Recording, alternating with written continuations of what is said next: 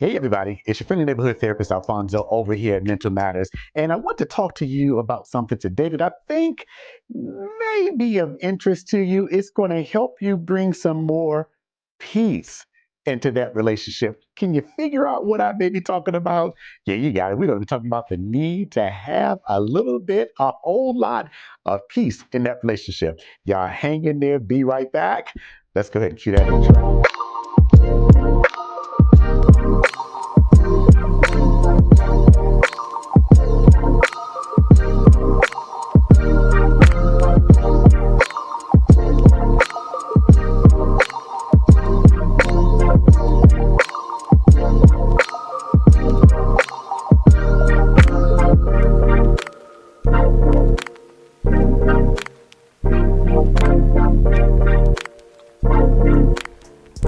Hey there, everybody. I hope that y'all are already having an amazing day on purpose, or I don't know, whatever time of the day it is, afternoon, evening, whatever else. But anyway, I pray that you are doing well right where you are. Hey guys, I want to talk about peace today because it's one of those things like air.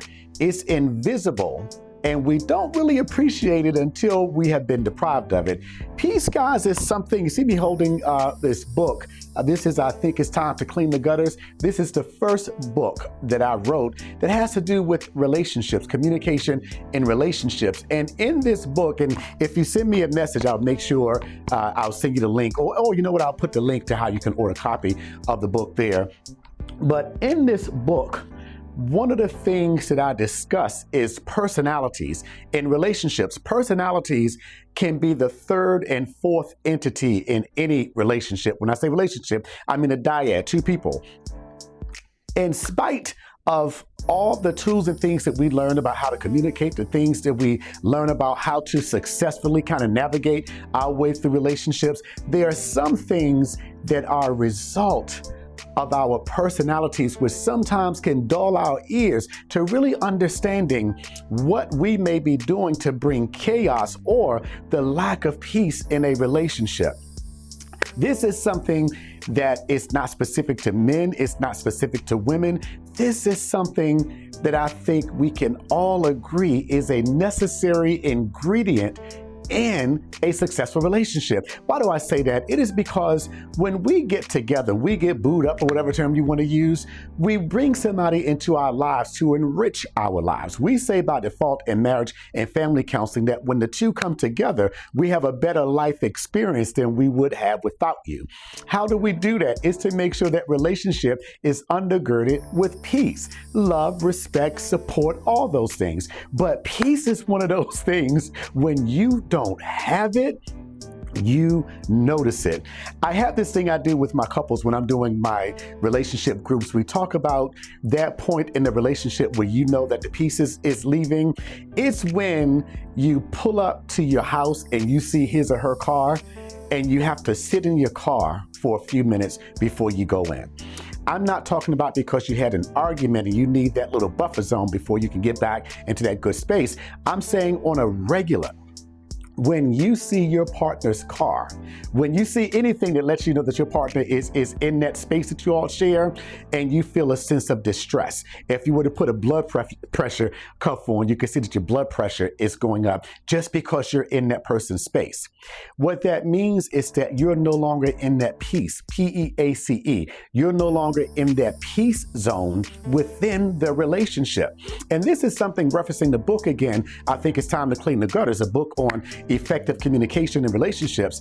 It's one of those things that we don't really think about because when we get together with an individual, we're riding high, we're loving the food, we're loving the loving, we're loving the going out and get something to drink. We love all of those things.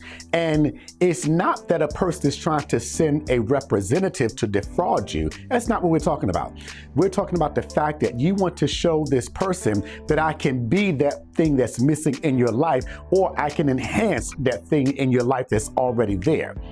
It's not until the relationship gets to that point where it's become familiar that other part enters, that personality. Individuals who, I don't want to say are predisposed to chaos, but individuals who actually have normalized disruption. They have normalized being bombastic. They have normalized being offensive in their communication. Eventually, that part is going to come out. And you look at that same person that just made your heart skip a beat when you saw them. Now, when you see them, it makes your blood pressure rise because you already know that what's going on now, this conversation that we're having, is going to end up in a way where I'm deprived of peace. Believe it or not, guys, peace is AKA stress. Stress can do everything from make your hair fall out, alopecia. It can cause irritable bowel syndrome. Stress can cause your blood pressure to go up. And do you know that stress has been definitively linked to cancer and schizophrenia? Yeah, guys, peace is just that important. As of the shooting of this video, I am 59 years old, and I think about the things that I used to argue about before, the things that I would just really, man, if I saw a good fight, I didn't run away, I would jump into it. But I'm at that point in my life, and this may sound odd, I would actually rather have peace than good food, good sex, good fun. Peace is so much more important to me now than it's ever been. Guys, if you are in a relationship and that person is no longer your peaceful place, your peaceful zone, staying in your car and doing whatever else is not going to make that situation better. You have to be willing and ready to have those conversations that talk about how much peace means to you and how vital it is for the continuation of that relationship. I have actually had people divorced, no longer together, because they no longer felt that sense of peace in their lives. That's just how important it is. And once again, I reference it to air. On a regular basis, even now, you're not thinking about the air that you're breathing. But if you were drowning or if you were deprived of air, you would notice just how vital it is. Peace is that way. You don't really think about it until you're deprived of it. And unfortunately, we learn a whole lot of things in premarital counseling. We learn a whole lot of things in life. But one of the things we don't do is we don't hold ourselves accountable for the chaos that we sometimes bring in a relationship. And here's the thing that I just really have a problem with people saying, you need to love me as I am, or maybe you shouldn't be with me. Okay, if those are the guidelines, if that's what you're trying to set in terms of the value of this relationship, that I have to accept you bringing all that chaos into the relationship. Okay, what's that famous term? Bye, Felicia. You know, it's just not. It's not worth it. It's not worth it to compromise your peace for the sake of a relationship that's causing you all kinds of issues. Peace is really that important.